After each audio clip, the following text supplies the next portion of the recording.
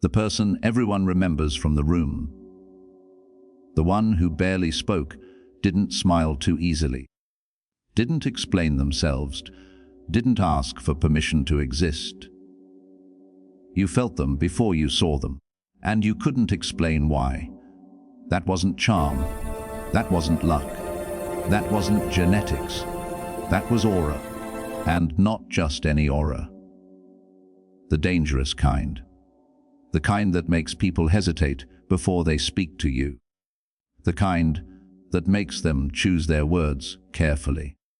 The kind that earns respect before you've said a single syllable. And here's the brutal truth no one wants to admit. You don't have it. Not yet. Because right now you walk into rooms and disappear. You speak and people talk over you. You give everything. Your time, your energy, your loyalty, and still somehow you're the one being overlooked, dismissed, forgotten. You've been playing by the wrong rules, trying to be liked instead of being felt, trying to be agreeable instead of being undeniable. And the world has been punishing you for it, quietly, consistently, ruthlessly. But what if that ends today? What if there's a psychological architecture to presence that Machiavelli understood 5 centuries ago? A blueprint for building the kind of aura that doesn't beg for attention, but commands it. The kind that makes manipulation slide off you like water. The kind that turns silence into sovereignty. That's what I'm going to break down for you today. Not theory, not motivation, a weapon. But understand this first. Once you see how aura is constructed, you'll never unsee it. You'll start noticing who has it, who fakes it, and how easily the masses surrender to those who've mastered it. Stay until the end, because the final principle is the one that changes everything, and most people will never hear it. The psychology of fear and fascination. Let's begin with what aura actually is, because most people get this wrong. Aura is not confidence. Confidence can be faked. Aura cannot. Aura is not aggression. Aggression is loud. Aura is silent. Aura is the space between what people see and what they don't understand.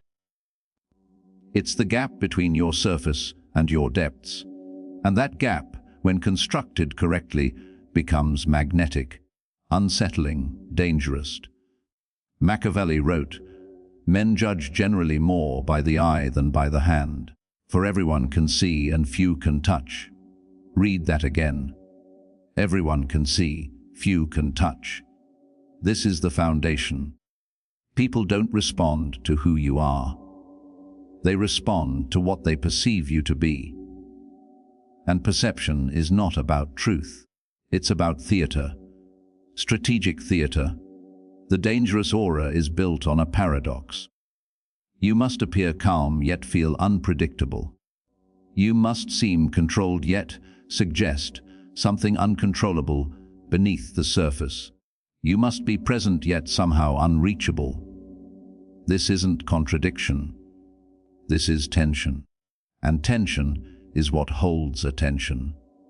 Think about the people who've made you nervous. Not violent people, not loud people. The quiet ones. The ones who smiled, but it didn't reach their eyes. The ones who listened more than they spoke. The ones who made you feel like they knew something you didn't. That's the aura. And it's engineered, not inherited. First principle, become unreadable. The moment someone can predict you, they stop respecting you. This is psychological law. Uncertainty creates value. Certainty creates contempt.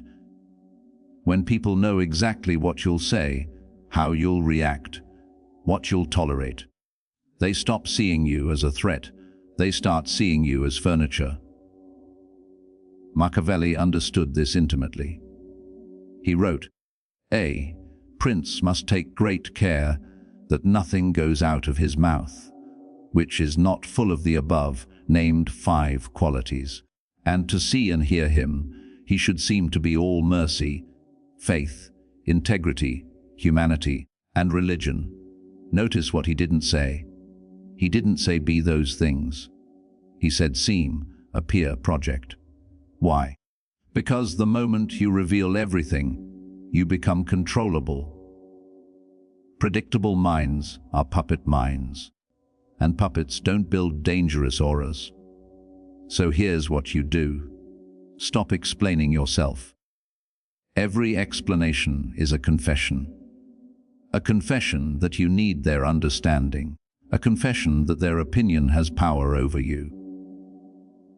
The dangerous don't explain. They act and let interpretation fill the silence. Stop reacting immediately. Pause. Let the silence stretch. Most people rush to fill awkwardness. You let it breathe. You let them squirm, because the one who controls the pace controls the frame. Stop sharing your plans. Your next move should be invisible until it's already happened. When people ask what you're working on, smile. Change the subject. Give them nothing, because mystery is not the absence of information. It's the presence of implication. The dangerous aura requires psychological restraint, not coldness, restraint. You feel everything. You just don't broadcast everything. And that gap, the space between what you experience and what you reveal, that's where your power lies. Second principle, own your presence. Physically, your body speaks before your mouth opens. This isn't metaphor. This is neuroscience. Within milliseconds of seeing you, people's brains have already categorized you. Threat or non-threat, leader or follower, someone to respect or someone to dismiss. And you've been failing that test. Not because you're weak, because you've never been taught how the game works. The dangerous aura is physical. First, slow down. Everything, your walk, your gestures, your speech. Speed signals anxiety. It signals that you're trying to keep up with something outside yourself. The powerful move like time bends around them. Every motion is intentional. Every pause is chosen. Take up space, not aggressively, deliberately. Plant your feet wider. Keep your hands visible and still. Stop the self-soothing gestures, touching your face, crossing your arms, fidgeting with objects. These are signals of internal chaos. The dangerous seem still even in motion. Hold eye contact longer than comfortable. This is where most people fail. Eye contact is a dominance negotiation. When you look away first, you've submitted. When you hold just a beat too long, you've established something primal, something wordless, something that makes them remember you. Breathe deeper. Most anxiety lives in shallow breathing. When you slow your breath, you slow your nervous system. And people sense that. They sense calm the same way they sense fear. It radiates. Machiavelli would never have written about this directly. He was speaking to princes, not to the individual psychology of presence. But everything he taught was about the projection of power. And power projection starts in the body, before it ever reaches strategy. Your physical presence is your first weapon. Sharpen it. Third principle, master strategic unpredictability. Here's where we go darker. Consistency is the enemy of dangerous aura. Being reliably kind makes you easy to exploit. Being reliably angry makes you easy to manipulate. Being reliably anything makes you a known quantity. And known quantities are never feared The dangerous ones, you never quite know what they'll do. This doesn't mean chaos. Chaos is weakness with volume. This means calculated inconsistency. Be warm sometimes, cold others, generous one moment, withholding the next, not randomly, strategically based on what serves your position. Machiavelli wrote, "Men are so simple of mind and so much dominated by their immediate needs that a deceitful man will always find plenty who are ready to be deceived." He wasn't teaching cruelty. He was teaching awareness. The awareness that most people are running on autopilot, reacting to patterns, expecting consistency. When you break the pattern, you shatter their confidence in predicting you. And here's the deeper truth. Unpredictability isn't about manipulation. It's about maintaining sovereignty over yourself. The moment you become consistent for someone else's comfort, you've given them the blueprint to your psyche. You've handed them the keys. Keep the keys. Be kind when it's unexpected. Be silent when they expect engagement. Be absent when they assume your presence. Let them wonder. Let them theorize. Let them talk about you when you're not in the room. Because that's where aura actually lives. Not in the room with you. In the conversations about you when you're gone, in the mental real estate you occupy in their heads. Fourth principle, develop emotional sovereignty. The person who controls their emotions controls the room. The person who loses their emotions loses everything. This is non-negotiable. Every time someone triggers you, they've proven they have access to your internal state. Every time you react emotionally to insult, rejection, or disrespect, you've advertised your vulnerabilities. And in the game of power, advertised vulnerabilities become exploited vulnerabilities. Machiavelli was brutal about this. He understood that rulers who were emotionally reactive became puppets of whoever knew how to provoke them. The dangerous aura requires what I call emotional sovereignty, not suppression. Sovereignty. Suppression is pretending you don't feel. That's fragile. That cracks under pressure. Sovereignty is feeling fully while choosing your response. It's watching your anger rise and deciding it doesn't serve you to express it. It's feeling disrespected and recognizing that your reaction is the only thing that gives the disrespect meaning. The dangerous mind operates on a delay. Input happens. Emotion arises. But between the emotion and the response is a gap, and in that gap lies your freedom. When someone insults you, don't react. Watch them. Let silence do the violence. Most people can't handle the absence of your reaction. They'll escalate. They'll explain. They'll fill the void.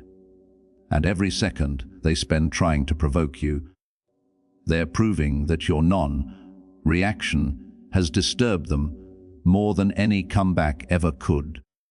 This is psychological warfare, and you've been losing it because you didn't know you were playing. Now you know. The dangerous aura is built on the discipline of non-reactivity. Not because you're passive, but because you're so internally sovereign that external chaos cannot penetrate your core. People sense that. They feel it, and they step carefully around those who possess it. Fifth principle, cultivate controlled mystery. Every word you speak is an investment. Most people are terrible investors. They talk about their problems, their insecurities, their fears, their ambitions, their vulnerabilities to anyone who will listen. They treat conversation like therapy, and in doing so, they drain all mystery from their presence. The dangerous aura requires information, asymmetry. You should know more about them than they know about you. Always listen more than you speak. When you do speak, make it count. Reveal only what serves your position. Let them assume. Let them project. Let them fill in the gaps with their imagination, because what they imagine is always more powerful than what you could tell them. Machiavelli wrote, "The vulgar crowd always is taken by appearances, and the world consists chiefly of the vulgar." Harsh. Yes, true. Absolutely. People don't want the full truth about you. They want a story they can tell themselves. When you give them too much, you've written the story for them. When you give them fragments, they become authors of a narrative you control through omission. This is not about lying. It's about strategic disclosure. You share your victories sparingly. You hide your struggles completely. You reveal your thoughts selectively. You speak about others rarely and yourself even more rarely, because the less you say about yourself, the larger you become in their imagination. The mysterious are never forgotten. They can't be. The mind can't release what it hasn't understood. So you become a loop that never closes, a thought that keeps returning, a presence that lingers even in absence. That's the aura. And it's built word by word, revelation by withheld revelation. Sixth principle, command through stillness. Movement is noise. Stillness is authority. Watch any powerful figure, politicians, CEO, the ones who've truly mastered presence. They don't fidget. They don't rush. They move as though every gesture costs something valuable, and they're only spending when necessary.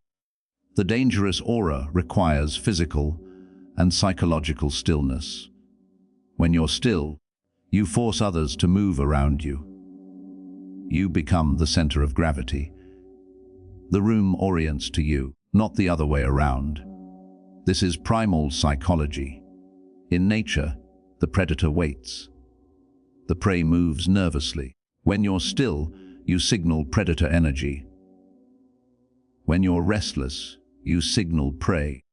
Your stillness should be comfortable, not rigid, alive, not frozen. You're not performing calmness. You're embodying it. When someone speaks to you, let them finish.